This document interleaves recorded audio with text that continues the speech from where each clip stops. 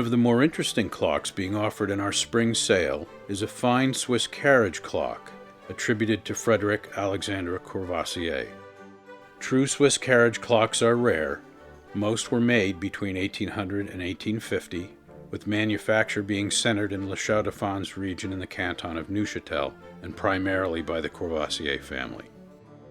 This clock has a number of interesting features peculiar to true Swiss carriage clocks, so let's examine in some detail the technical features of this uncommon timepiece.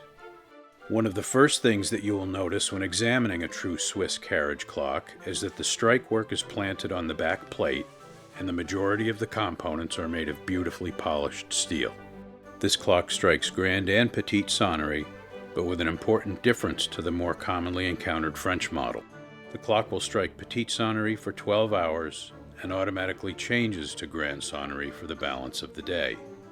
Exhibition reports of the period state that the great strike, or grand sonnerie, was meant for hours of darkness, and the petit quarters would be used during daylight.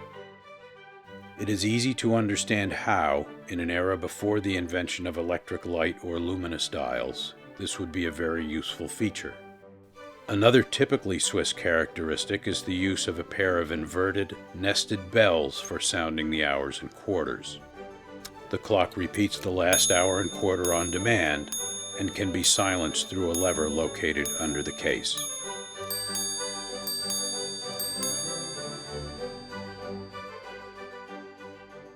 Another feature frequently found in Courvoisier school carriage clocks is the use of the pivoted detent platform escapement, employing a straight detent spring instead of the more commonly encountered spiral or volute form spring. The escapement beats half seconds, which enables the most unusual feature of this clock, the center hand showing dead seconds. We are familiar with a number of Courvoisier carriage clocks showing seconds on a separate chapter below 12, but have never seen another indicating the seconds on an outer ring.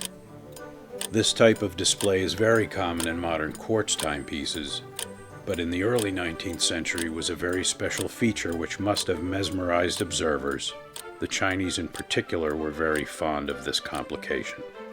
The clock is contained in a gilt brass case, stylistically typical of those seen in other clocks by this maker.